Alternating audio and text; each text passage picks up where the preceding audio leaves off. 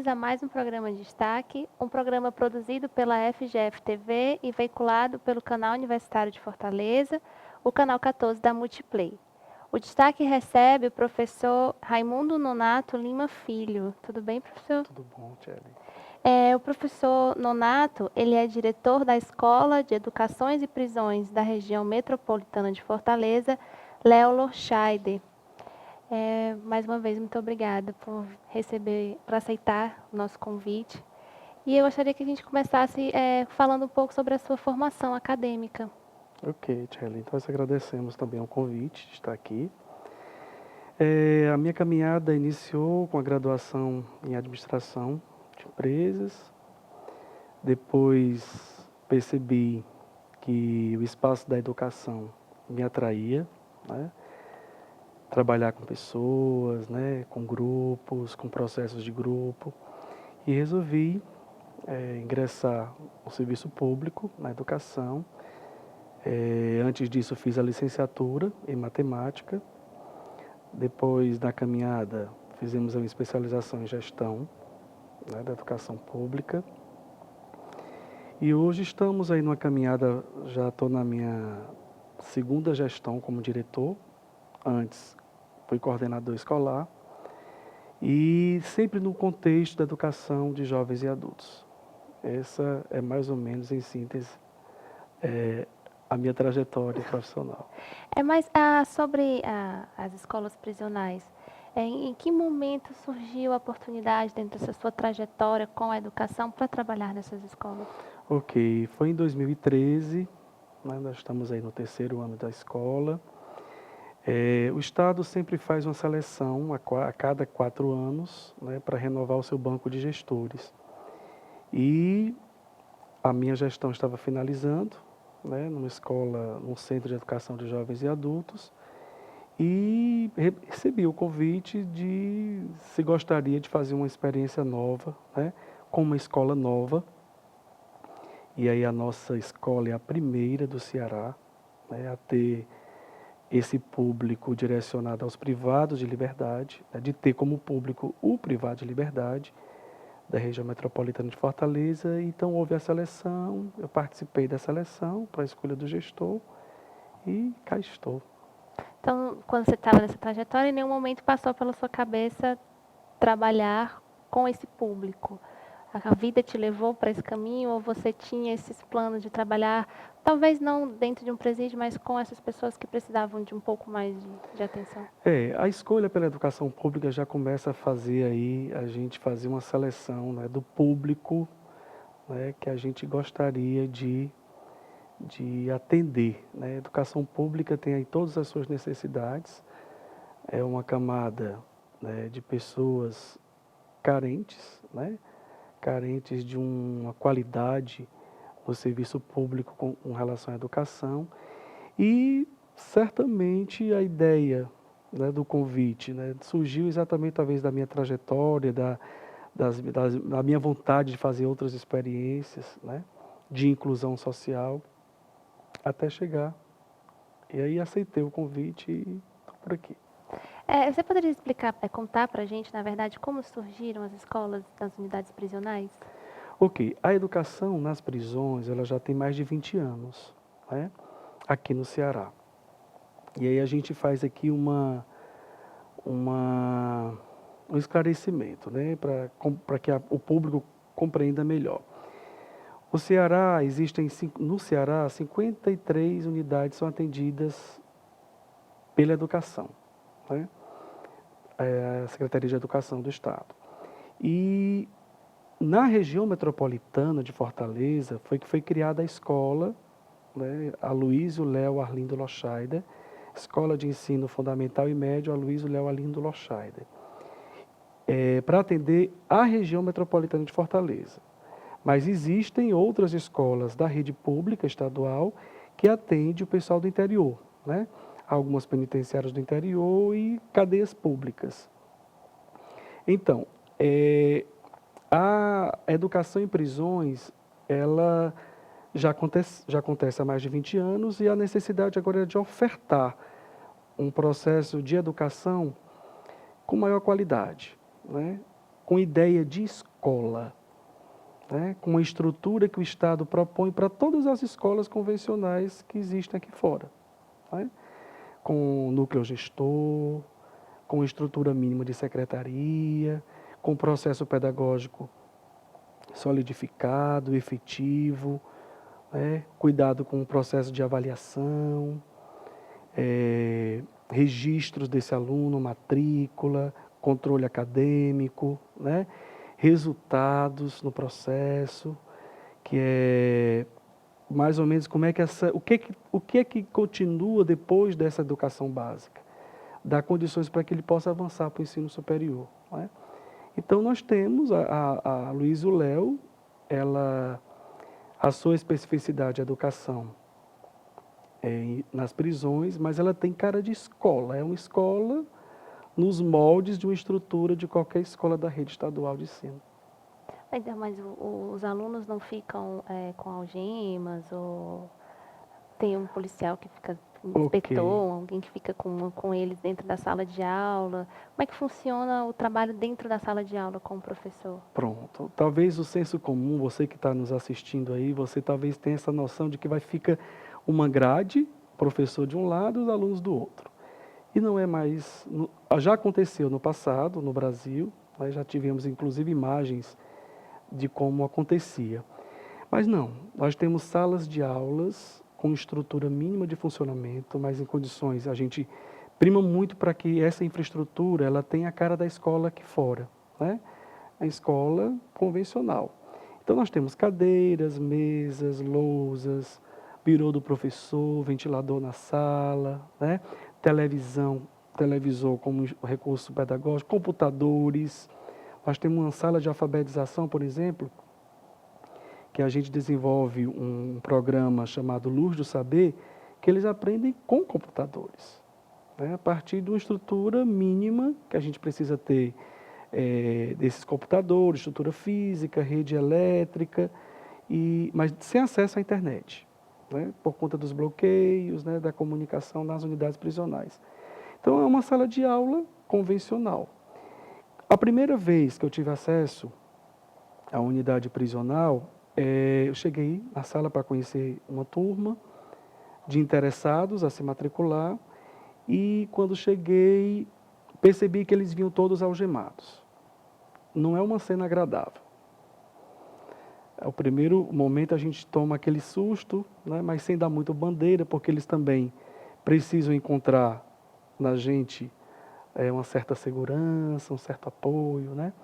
Então a gente recebeu e a primeira coisa que perguntaram, eles ficam com algemas ou sem algemas? Eu disse, não tem condições de fazer qualquer atividade com eles estando com algemas.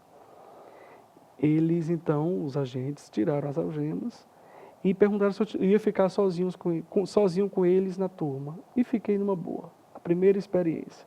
Acho que passei no teste. Eles até alguns olhavam para mim, olhavam para os agentes para saber qual seria a minha reação. E foi muito tranquila. O primeiro contato com eles foi, a gente fez uma sondagem, uma avaliação diagnóstica para entender qual é o processo, qual é a sala em que eles iriam ficar, em que nível dessa escolarização eles estariam, seria nos anos iniciais, né, de alfabetização, primeiro ano hoje, ou segundo ao quinto, né, ou anos finais do ensino fundamental ou ensino médio, que são essas 4 etapas que a escola oferece. Então, a escola funciona nessa condição, né, professor em contato com eles, vai até a cadeira, tira suas dúvidas, eles apresentam trabalhos, fazem trabalho em equipe, tem uma interação, a gente até tem essa condição. Entrou na sala de aula, a identidade deles é como aluno, como estudante. Então, a relação é professor-estudante. Não é mais, é bem diferente uma relação que eles têm fora daquela sala, que é uma relação muitas vezes de excesso de disciplina, né? Que é aquela medida mais coercitiva. A relação que tem, por exemplo, um agente penitenciário com eles é bem diferente do que o professor tem com eles, porque a relação é de professor-aluno, né? É dialógica. Né? Então, é um processo que talvez convido cada um, se tiver oportunidade de conhecer, de vivenciar. A gente faz, inclusive, temos visitas às salas de aula para entender como é que está acontecendo esse processo na sala de aula, visitamos a aula do professor, em acordo com eles, marcamos o horário, professor, nesse dia nós vamos te visitar, vamos compreender como é que está acontecendo a interação, até a interação não só com o professor, mas entre eles, porque a gente também acredita nessa aprendizagem cooperativa. Então, quanto mais eles têm esse contato de compartilhar, de um ensinar o outro, de um ajudar a tirar a dúvida do outro, fortalece a identidade do professor, porque o professor está ali como mediador, não é? E ao mesmo tempo naquela heterogeneidade, porque nós temos salas heterogêneas, como temos talvez bem mais do que temos aqui fora, porque aqui fora a escola está de forma seriada, né? E a gente lá pega, por exemplo, uma turma de anos iniciais do 2º ao 5º. Então tem alguém que parou no 2º, alguém que parou no 3º, alguém que parou no 4º, em algum momento da sua vida anterior de escolaridade. Então tem um grupo muito heterogêneo. Então se o professor se utiliza do seu papel de facilitador para que a gente encontre até outras pessoas, outros internos que tenham um pouco mais de condições de aprendizagem ou que já teve uma experiência melhor, de compartilhar o que sabem. E assim a turma acontece numa dinâmica muito bacana. E o que é mais difícil no trabalho como diretor de uma escola em unidade prisional? Do ponto de vista da gestão, é como hoje, por exemplo, a Luiz e o Léo atende a 10 unidades prisionais. Então a gente fica pensando, como é que uma escola acontece em 10 espaços diferentes? Espaços físicos diferentes. Porque nós temos um ponto de apoio, né? Nós temos um ponto, uma sala da direção da escola, onde acontece os encontros pedagógicos, uma vez por semana com todos os professores, mas ao longo da semana a aula acontece lá na unidade prisional. Então um dos grandes desafios é acompanhar esse processo de perto, estando a 10 quilômetros de distância. A mais do que isso, porque nós atendemos o município de Itaitinga, os municípios Itaitinga, Pacatuba, Aquiraz e Maracanaú. Então a ideia assim, é sentir, porque o gestor ele precisa acompanhar o processo. Numa escola convencional, o diretor chega, ele sente como é que está a sala de aula, visita a sala de aula, sente o termômetro, né, dos ânimos, né, das interações, e a gente precisa se deslocar para essas unidades prisionais. E muitas vezes a gente se esbarra com alguns limites, né? Por exemplo, transporte para visitar, né? Gerenciar o tempo, né? Porque nós temos o tempo da burocracia também, né? Nós temos, como qualquer outra escola, gerenciar dados, informações. Nós a todo momento estamos passando informações para a Secretaria da Justiça. A gente faz, por exemplo, emite declarações de estudo, porque esse tempo de estudo deles é contado como remissão de pena. Então, a cada 12 horas que eles estudam, eles têm 24 horas a menos na pena, né? Então, reduzem a sua pena. Então, a gente tem toda essa papelada, todos os registros de anos anteriores, de 10 anos atrás, papel, gerenciando, contando o tempo que ele estudou para mandar para o juiz. Então, nós temos um trabalho interno muito grande, gerenciando frequência, saber quantos frequentaram naquele mês, cada dia, pelo diário de classe, acompanhar o diário de classe, inscrever o pessoal no ProUni, inscrever o pessoal no Enem, inscrever o pessoal na Olimpíada Brasileira, né? A Olimpíada de Matemática das escolas públicas, eles também participam. Então, a gente tem uma agenda muito grande. E isso a gente coloca como segundo plano, porque o primeiro é visitar essas unidades. Porque lá a gente interage melhor com o professor, percebe qual é a dificuldade que o professor está tendo, né? E faz a interlocução com a parceira, que é a Secretaria de Justiça, na pessoa dos seus diretores, né? Como é a família desse aluno?